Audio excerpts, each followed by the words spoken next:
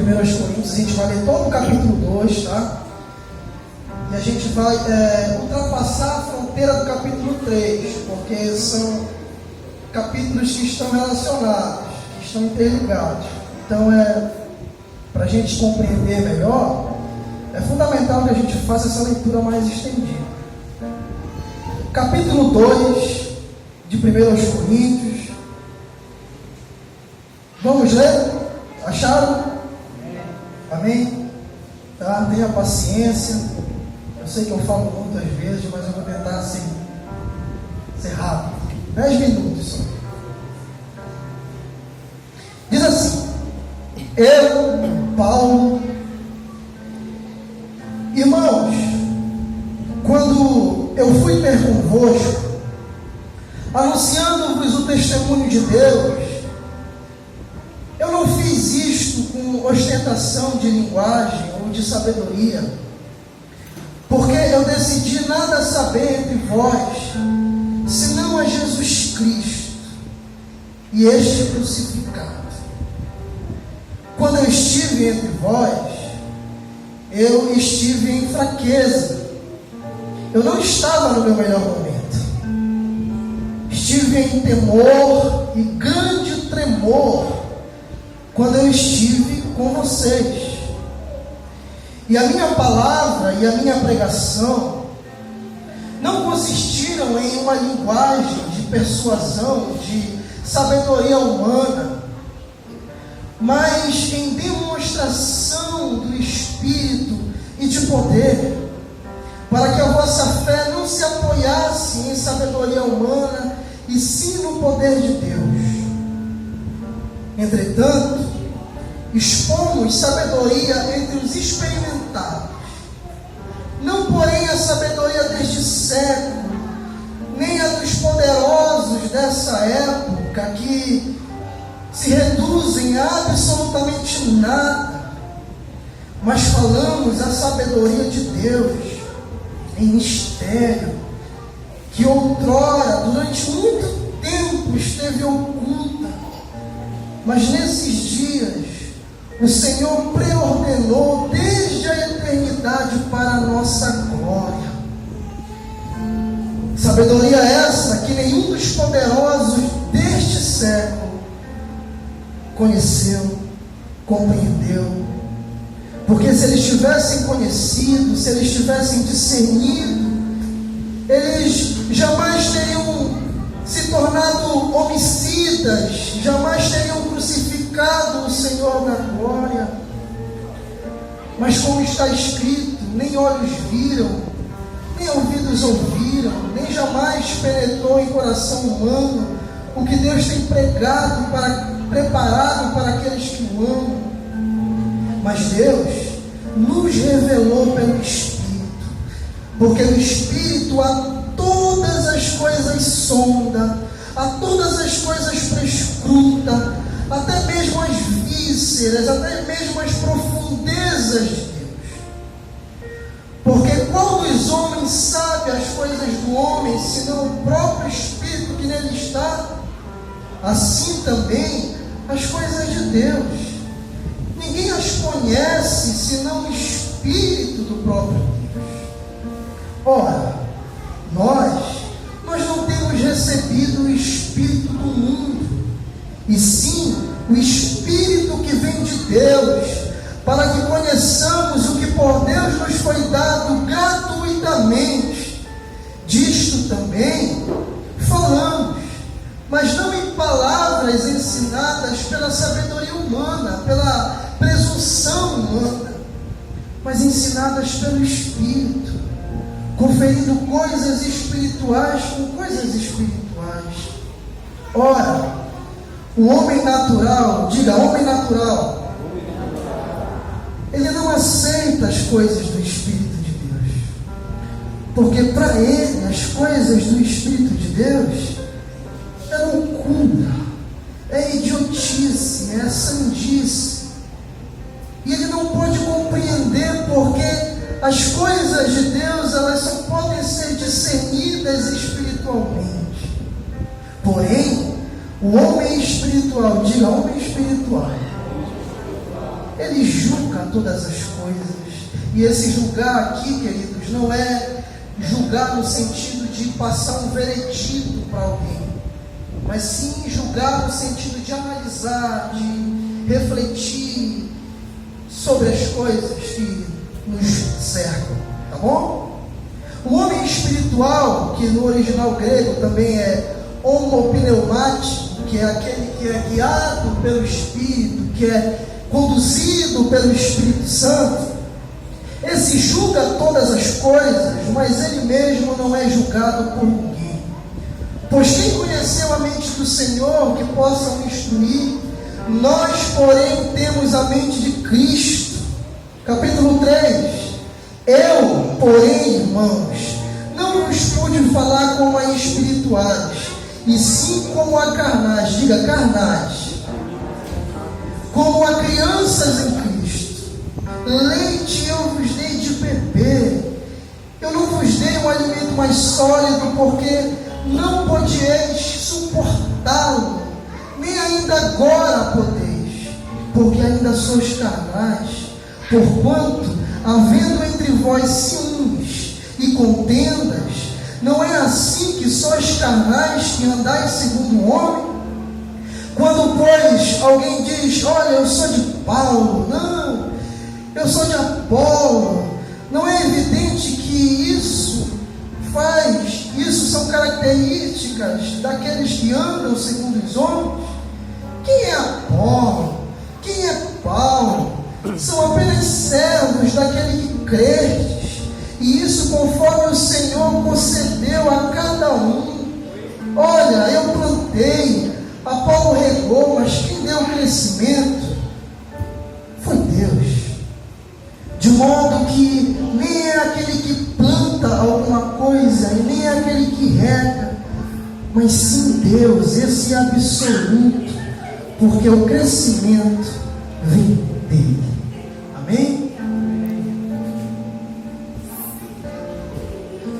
Senhor, eu te peço perdão pelos meus pecados. Nessa noite nós trazemos o nosso coração a Ti, pedindo para que Tu nos encha da Tua graça, da Tua misericórdia. Hoje nós pedimos e vindicamos aquela promessa, onde Tu dissestes que o Teu Espírito nos ensinaria acerca das coisas do Pai. Nessa noite nós Te pedimos isso. Entra no nosso ser, entra no nosso coração, que nós possamos sair daqui melhores, que nós possamos sair daqui mais fortalecidos, em nome de Jesus. Amém. Amém, queridos? Gente, esse texto é um texto bastante interessante, né? Talvez seja um texto que não vai emocionar você, tenho certeza disso, mas é um texto que, se de fato for abraçado, acolhido por você nessa noite, vai edificar a sua vida como tem edificado a minha, né? Essa carta, de Paulo aos Coríntios, ela é interessantíssima, né? A igreja de Corinto, né, é uma igreja interessante. É uma igreja onde se tinha uma quantidade enorme de talentos, né? É a igreja mais carismática, assim, a gente olhando aqui do ponto de vista do observador. Os cultos deles deveriam ser, rapaz, movimentados, né? Alguns dizem que é a igreja mais pentecostal, né? Mas além disso, a igreja, ela possuía outras coisas, possuía fragilidades, possuía problemas. Assim, eu ouso até dizer que, do meu ponto de vista, é a igreja mais problemática mencionada por Paulo. É claro que cada uma tinha o seu problema, a sua dificuldade, né?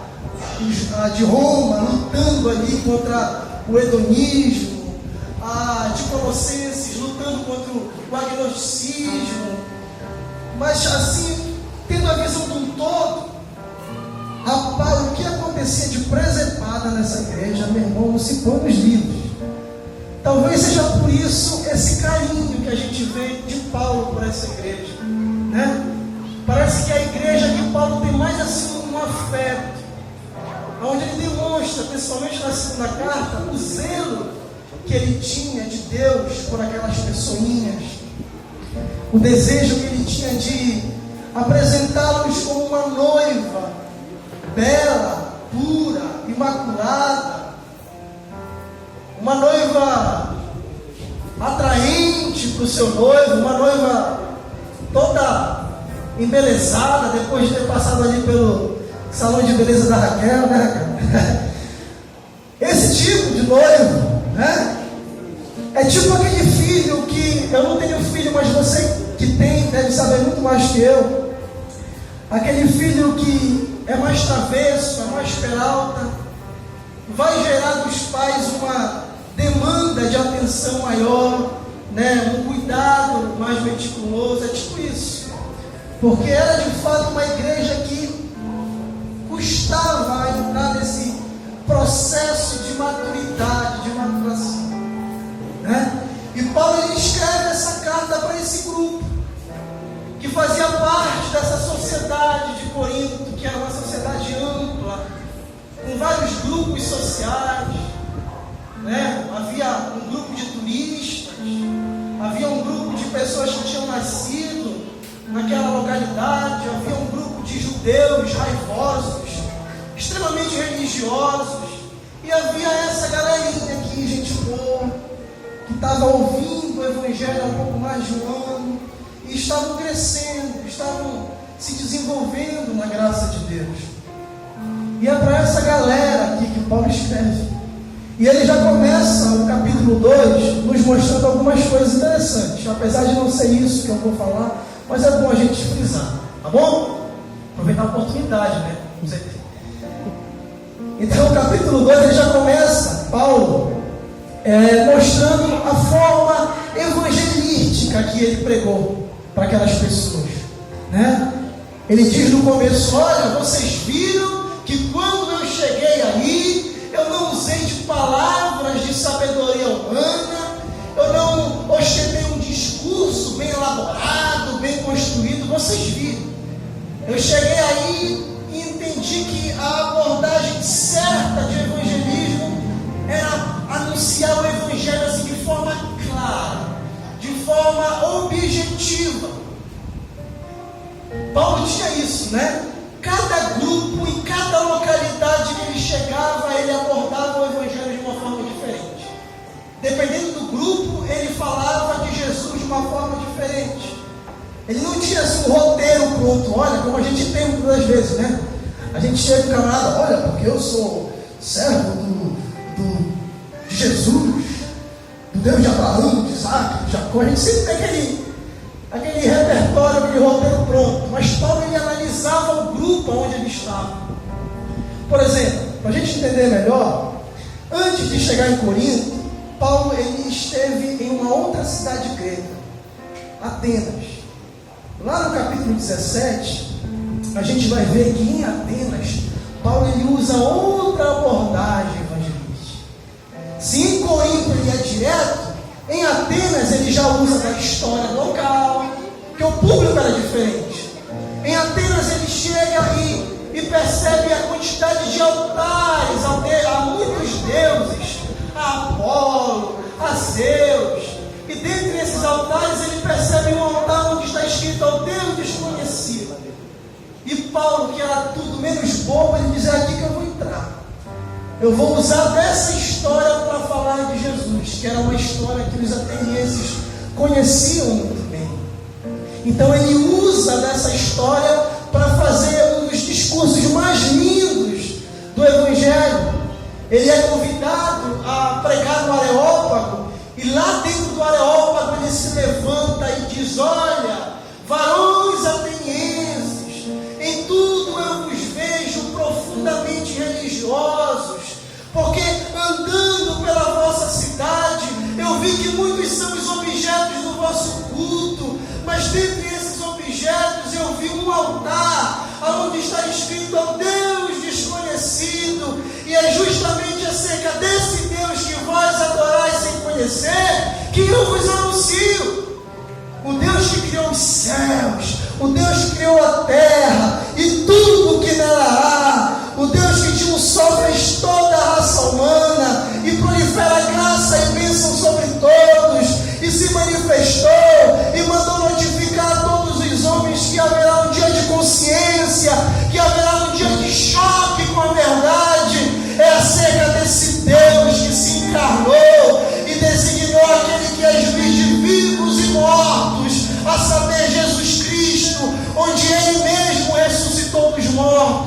É esse Deus que eu vos anuncio. Aleluia. Porque Ele se manifestou para que todos os seres humanos tivessem consciência dEle e pudessem o encontrar, nem que seja tateando, porque nele nós nos movemos, nele nós existimos, a vida acontece dentro dele, porque ele está para além do espaço-tempo. E Paulo conclui usando uma palavra de um filósofo grego lá de Atenas, um dos responsáveis por levantar aquele altar ao Deus desconhecido. E ele diz: nele nós somos geração eleita, como um de seus poetas bem disseram. Então em Atenas a abordagem é diferente. Você nota? Ele usa a história, ele usa a filosofia, ele usa aquilo que os atenienses chamavam de nossa poesia. Só que ele sai de Atenas e se dirige para Corinto. E em Corinto, eu não sei porquê, ele decide mudar de abordagem. Ele fala: olha, aqui eu vou fazer diferente. Eu vou chegar e vou falar de Jesus apenas, não vou fazer roteiro, não vou florear nada. Eu vou falar de Jesus. Como ele mesmo diz, né? Aqui no começo: vocês viram que quando eu cheguei, eu procurei não saber nada de vocês, apenas Jesus Cristo e esse crucificado. A única coisa que eu achei pertinente que vocês soubessem era que Deus estava em Cristo reconciliando o mundo consigo e não imputando aos homens as suas transgressões. Aí o capítulo vai se desenrolando, vai se desenvolvendo, e ele começa a falar da sabedoria, né, que a gente leu, de Deus que foi revelada, que esteve oculta durante muito tempo. Aí a partir do verso 12 ele começa a ser mais direto ainda. A partir do verso 12 ele diz: ora, irmãos, nós... O que é que ele fala? Lembraram? Esqueceram já o que ele fez? Misericórdia. Irmãos, nós não possuímos o espírito do mundo. Foi isso? Nós não recebemos esse espírito do mundo. Nós recebemos o Espírito de Deus. Você pode dar glória por isso? Olha que eu não sou pentecostal, viu? Misericórdia. Aleluia. Você recebeu o Espírito de Deus, meu irmão. E você está calado por quê? Ele diz: olha, nós não recebemos o Espírito do mundo, nós recebemos o Espírito de Deus, para que nós possamos entender que tudo aquilo que vem de Deus para nós vem de forma gratuita. Disto também não falamos a vós com palavras de persuasão humana, mas falamos usando palavras do Espírito, conferindo coisas espirituais com coisas espirituais. Isso é lindo, gente. Paulo está dizendo: ó, irmãos, igreja, nós não recebemos o espírito do mundo. Primeiramente, o mundo é um espírito. O mundo é um sistema. O mundo que se levanta no Evangelho como inimigo de Deus, que se insurge contra Deus, não é nada palpável. É um espírito. Mundo não é geografia, não é o igarapé do Guaxicuba, como muitos pregam, satanizam um lugar, né? Não, isso é criação de Deus. Ele fez para nós usufruirmos e cuidarmos dele. Mundo não é a praia do mosqueiro, não. Doteira. Doteira? Quase. Mundo é um espírito. Como o próprio Cristo, fazendo a sua oração, disse: olha, eu oro não para que os tire do mundo, mas para que os livre do mal que está presente nesse mundo. Como o próprio João, no capítulo 2, nos fornece o que seria a estrutura desse mundo, que ele diz lá no capítulo 2, que o mundo é composto de quê? Concupiscência dos olhos, concupiscência da carne, essa vontade, esse desejo de me fazer pecar, de fazer satisfazer a vontade dos meus olhos, a vontade da minha carne. É concupiscência da carne, é soberba da vida. Paulo, ele é mais profundo ainda. Paulo diz que o mundo é uma potestade, como ele diz em várias passagens, mas principalmente no capítulo 2 de Efésios, quando ele diz: olha, nós, irmãos, estávamos mortos nos nossos pecados, estávamos sepultados nos nossos delitos, mas Jesus se manifestou. Mas outrora nós andávamos conforme o curso deste mundo, conforme o espírito deste mundo, o espírito da potestade do ar que atua nos filhos da desobediência. Então, primeiramente, o mundo é um espírito, e nós não recebemos esse espírito, nós recebemos o espírito do Deus vivente, a fim de que nós possamos compreender que tudo aquilo que vem de Deus para nós, toda boa dádiva, todo dom perfeito, vem não por causa dos nossos lindos, belos olhos, não por causa da nossa meritocracia, não tem nada a ver comigo, vem sobre nós porque Ele é infinitamente bom. Aleluia, Deus. É graça, é misericórdia, é favor imerecido, é gratuito. Tem nada a ver comigo, tem tudo a ver com Ele. E Paulo prossegue dizendo: olha, disto também, quando eu estive aí com vocês, eu não usei de palavras de sabedoria humana. Eu não usei a filosofia, vocês viram. Eu não usei história. Eu não usei nada dessas coisas, porque por mais belas que elas sejam, faz parte apenas dessa terra, com aquilo que é terreno. Tem a ver apenas com a lógica, com a presunção, com a arrogância humana. Eu vos falei palavras reveladas pelo Espírito do Senhor. Eu fui apenas o repetidor